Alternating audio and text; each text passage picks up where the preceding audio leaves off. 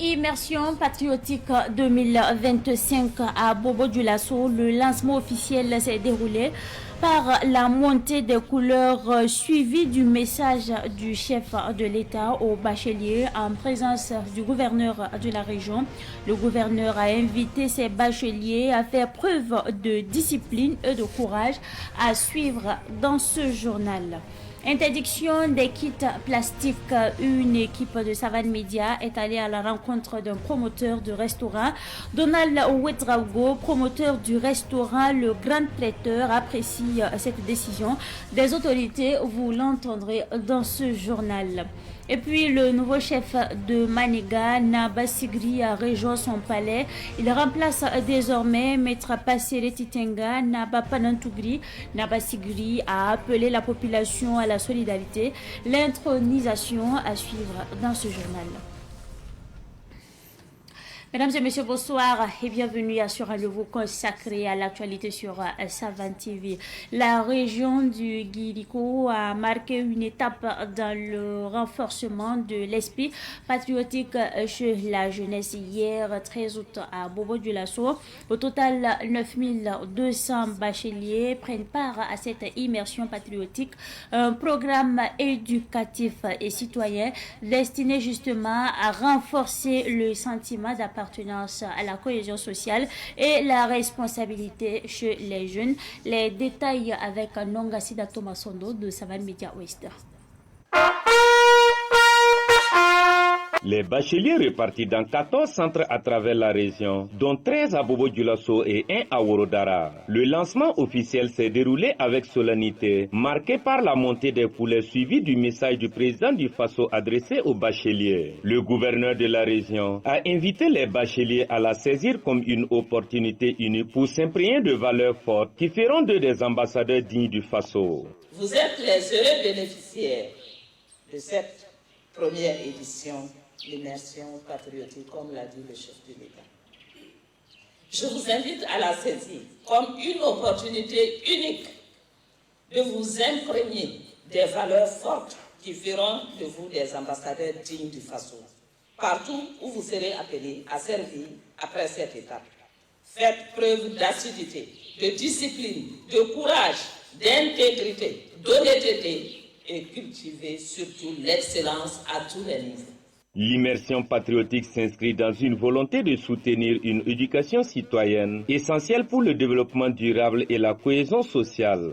Cette immersion intervient certes pendant une période normalement consacrée aux vacances, mais elle en vaut largement la peine au regard des enjeux actuels.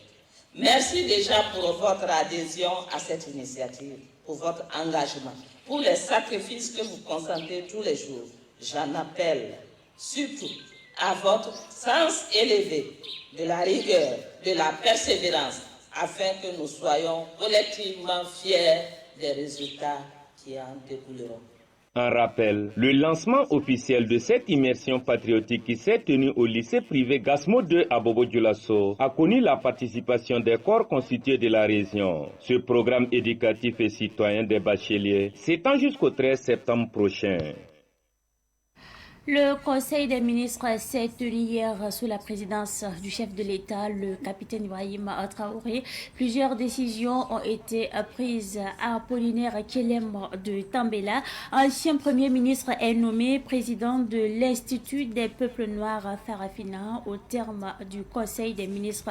Le Conseil a également adopté plusieurs décrets portant conditions d'accès aux logements sociaux et autorisation de recrutement de 1367 fonctionnaires sans formation et par sélection sur dossier. Retour sur le Conseil des ministres d'hier avec Yacouba Kemtori.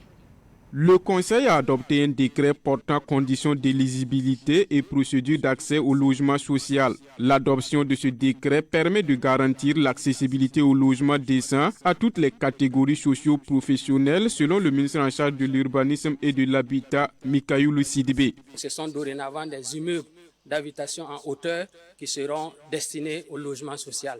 Les villas pavillonnaires ne seront qu'une exception dans la production des logements sociaux et seront autorisés après examen minutieux et approfondi. Et pour justifier, pour bénéficier d'un logement social, la condition c'est d'avoir un revenu qui est inférieur à 8 fois le SMIC au Burkina Faso. Et les modalités d'accès sont des locations simples, des locations ventes, mais aussi à titre gracieux pour les personnes indigentes et les personnes déclarées pupilles de la nation selon les textes en vigueur. Et pour assurer la transparence et éviter surtout des multiples attributions des logements sociaux, une plateforme numérique sera élaborée et appliquée. On fait en sorte que ceux qui sont déjà attributaires de logements sont exclus dans l'attribution des logements sociaux et naturellement la sous-location également est interdite. Pour le compte du ministère de la fonction publique, le Conseil a autorisé le recrutement de 1367 fonctionnaires par concours direct sans formation et par sélection sur dossier pour l'année 2025. Il s'agit de 778 fonctionnaires par concours direct sans formation et 589 fonctionnaires par sélection sur dossier. Au total, ce sera 1367 fonctionnaires qui seront recrutés pour opérationnaliser les actions en cours, soit 778 qui seront recrutés par concours direct non suivi de formation. Ensuite, il y aura 589 par sélection sur dossier. Il s'agira de 479 enseignants communautaires, donc des enseignants qui sont déjà qualifiés et qui sont dans des zones à fort défi sécuritaire. Ensuite, il y aura 110 inspecteurs et techniciens supérieurs du cadastre qui sont déjà qualifiés et qui seront recrutés pour accompagner la réforme du cadastre en cours. L'incidence totale annuelle prévue pour ces recrutements est estimée à 3 757 544 987 francs CFA. L'incidence sur le budget de l'État, l'exercice 2025, est estimée à 627 457 498 francs CFA. Au ministère des Finances, le Conseil a aussi adopté un décret portant institution et autorisation de perception de redevances et taxes pour les web radios, les web télévisions et les programmes audiovisuels via Internet. Ce décret va permettre au Conseil supérieur de la communication d'avoir des recettes pour son autonomisation. L'ancien Premier ministre Apollinaire Joachim Son Kelem de Tambila est nommé président de l'Institut des peuples noirs Farafina. Il a la charge d'œuvrer à la réaffirmation des idéaux de souveraineté, de panafricanisme et de renaissance culturelle africaine. Au ministère en charge de la sécurité, le Conseil a nommé le lieutenant Wenpanga Frank Octave Cabré, commandant de la brigade Labal. Il est secondé par le sous-lieutenant de police Ousseini Kondombo. APEC, on en parle également dans l'actualité de ce soir. La direction de la promotion de l'entrepreneuriat communautaire a animé une conférence publique dans la commune de Koubri. Elle a présenté les acquis de l'Agence pour la promotion de l'entrepreneuriat communautaire, en abrégé APEC, et ses perspectives. C'est un reportage signé Samuel Moko. Après plusieurs autres communes et arrondissements, la direction de la promotion de l'entrepreneuriat communautaire boucle sa tournée dans la commune de Koubri. L'objectif de cette conférence publique est de présenter les acquis de l'Agence pour la promotion de l'entrepreneuriat communautaire APEC à la population. Nous sommes venus pour présenter les acquis de l'APEC. Depuis 2023 jusqu'à ce jour, on collecte les fonds, qu'est-ce qu'on en a fait et quelles sont les perspectives, et leur faire comprendre que les souscriptions se poursuivent. Que l'APEC, ce n'est pas pour une seule personne, c'est pour l'ensemble des Burkinabés. Et c'est bâtir aujourd'hui et bâtir demain. C'est travailler à créer des opportunités, des emplois massifs et décents, à créer de la richesse à partager à l'ensemble des membres investisseurs. Et notre plus grand souhait, c'est que ce soit à l'ensemble des Burkinabés. La volonté du chef de l'État est que l'ensemble des Burkinabés puissent se saisir de ce programme et l'accompagner. Parce que nous voulons l'engagement de l'ensemble des Burkinabés. Le président de la délégation spéciale de la commune de Koubri s'engage à sensibiliser davantage les populations de son ressort communal pour une adhésion massive à l'APEC. Avec ce qui nous a été donné de savoir sur les réalisations de l'APEC, c'est encore davantage galvaniser les populations et nous-mêmes nous convaincre que le choix donc d'apporter une part sociale à l'APEC, c'est apporter sa pierre pour la construction de la nation burkinabé. Donc c'est l'occasion pour moi d'appeler l'ensemble des populations de la commune de Koubri à se mobiliser davantage, à souscrire massivement à l'APEC pour encore concourir à la construction de notre pays à travers la création de l'emploi, à travers la création des entreprises. Les participants se disent prêts à souscrire à l'APEC après avoir été édifiés lors de cette conférence publique. Le ministère de l'Environnement a demandé au ministère de la Santé, dans un courrier en date du 4 août dernier, son accompagnement dans l'application de la loi portant interdiction des kits plastiques à usage unique. Comment les restaurateurs principaux utilisateurs des kits s'adaptent-ils à cette situation? Le reporter Pakisma Mariam Ouetraogo et Samiratou Ilboudo sont allés justement à la rencontre des restaurateurs. L'interdiction de l'utilisation des kits plastiques à usage unique n'est pas contestée par la plupart des restaurateurs et cuisiniers. Pour ces derniers, les kits plastiques aidaient dans la conservation des aliments, mais cette décision de l'État est compréhensible. Moi, je pense que c'est une décision qui est vraiment la bienvenue. Parce que tout d'abord, le gouvernement se soucie de la santé de la population. Nous sommes un peu habitués, sinon nous tous nous savons très bien que les kits jetables que nous avons l'habitude d'utiliser et les sachets plastiques, ça contient des matières qui ne sont pas bonnes pour la santé. Nous sommes vraiment conscients de ça. Mais comme on manquait vraiment de moyens adéquats, voilà pourquoi on utilisait malgré nous. Mais si le gouvernement a pris une initiative pour interdire ces récipients, certainement qu'ils ont prévu d'autres récipients encore plus sanitaires. En attendant que le gouvernement propose une alternative, Donald Ouedraogo utilise les emballages en aluminium. Ces emballages facilitent la conservation et la livraison des aliments. C'est vrai, le kit blanc que nous connaissons comme un kit ordinaire qui est à la portée de tous. Mais moi, j'ai également les kits en aluminium.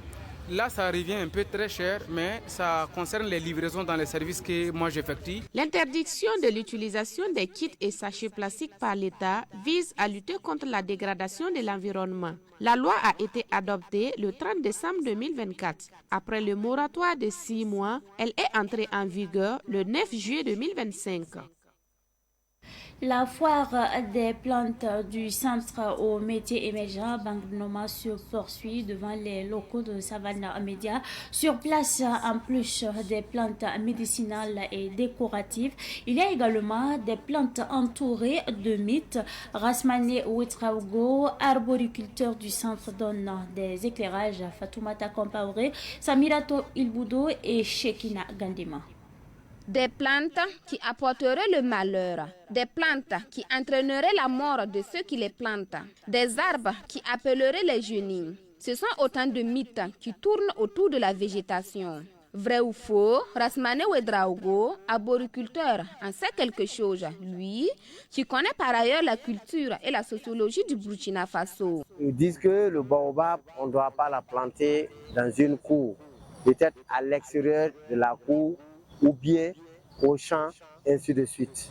Il y a aussi, par exemple, le tamarinier. Le tamarinier, donc, dans la société Mouaga, certaines personnes disent que dans la cour, on ne doit pas implanter ce géant-là. Nous avons le caïcédra aussi, qu'il y a aussi, lui aussi, la porte des génies. Voilà, ça c'est la version traditionnelle. Nous pouvons prendre l'exemple du Kamsoro. Le ficus racinora, qui les gens aussi disent qu'on ne peut pas le mettre dans une cour. Il y a aussi le ficus sycomoris, le calebassier, l'arbre qui produit la calebasse. Selon les explications de Rasmane Ouedraogo, jusqu'à aujourd'hui, il y a des gens qui sont sensibles à ces mythes qui entourent certaines plantes. On a dit que le tamarinier, que dès qu'il y a, là où il y a le tamarinier, qu'il y a des génies. Que si vous l'avez dans votre cour, vous allez envoyer des génies. Et s'il y a des génies, vous savez que dans votre cour là, ouais, non, ça peut impacter sur les habitants. Même chose que l'Absilia africaine, le Kankalra, que des génies. Par exemple, quand je prends par exemple le Kamsoro, le ficus, Bon, là, ils ont dit que non, bon, le temps que l'arbre grandit et produit, le chef de famille ne vivra pas. C'est ce que j'ai entendu comme version. L'exposition des plantes du centre Bangrenoma se poursuivra jusqu'au 31 août 2025 devant les locaux de Savane Média. Naba Sigri, le chef de Maniga, a fait son entrée au palais dénommé Nakinsgo. Il succède ainsi au regretté Naba Panantungri, connu aussi sous le nom de maître Titenga Frédéric Passéré, décédé le 8 novembre 2024. La cérémonie a eu lieu mardi dernier à Maniga, dans la région de Oubdi. C'est un reportage signé Abdoulaye Kinda. C'est le 24 juin dernier que le chef des Itenga a intronisé l'ancien ministre des Ressources animales comme nouveau chef de Maniga sous le nom de règne de Naba Sigri. Au moment où il accède à son palais, Naba Sigri remercie la population et l'invite à l'accompagner. C'est pour rendre grâce à Dieu et pour remercier l'autorité supérieure qui m'a nommé, à savoir Navasaga de Zitenga, au nom de Sa Majesté le Movo Navabao. C'est des mots de reconnaissance. C'est des mots de reconnaissance également à l'endroit de la population que coutumièrement je suis censé administrer, un collectif d'à peu près une trentaine de villages, mais un engagement ferme aussi de la population à mon endroit en termes d'accompagnement et d'unité pour travailler dans le sens du développement. Il poursuit en appelant la population à la solidarité. Mon message a été qu'il y a de la continuité dans le développement, mais dans l'unité et la concorde. C'est ça ma deuxième devise. Ma troisième devise, c'est un peu un programme pour souhaiter, mais surtout pour travailler afin que, tout comme la beauté de l'hivernage, mon règne soit surtout couvert d'actions de développement et de prospérité pour l'ensemble de la population. C'est pour cela que j'ai pris le symbole Sigri, l'hivernage, ou simplement la période où il y a de l'espoir pour demain. Le ministre de l'Environnement, parrain de la cérémonie de Nakinsgo, met en terre, ensemble avec Naba Sigri, un caïcédra, symbole de majesté. Vous avez vu en amont toute la mobilisation de la chefferie coutumière, dont il était de bon ton que nous venons communier, mais surtout que nous montrons l'exemple en plantant un arbre avec Sa Majesté. La question de la cohésion sociale tient à cœur le président du Faso, dont nous espérons et nous souhaitons que le nouveau chef de Maniga puisse travailler pour la cohésion sociale au sein dans son ressort territorial et qu'il puisse contribuer à l'image de tous les chefs coutumiers à ce qu'il y ait un Burkina Faso de paix et de concorde sociale et que dans son ressort territorial, les questions de développement puissent être prises en charge et qu'il puisse être le garant de la stabilité à ce niveau-là. Pour leur part, les invités et la population invitent Naba Sigri à l'écoute et lui souhaitent bon règne. Il y a de l'espoir, oui, même quand tout semble sombre, même quand tes forces t'abandonnent, il reste quelque chose que personne ne peut enlever. Ça s'appelle l'espoir. C'est tout donc pour cette édition du soir que j'ai pris en tout cas du plaisir à vous présenter. Merci à vous pour votre constante fidélité. À 19h45, Salamata Tapsala vous retrouve pour le journal en langue nationale à Morée. Au revoir.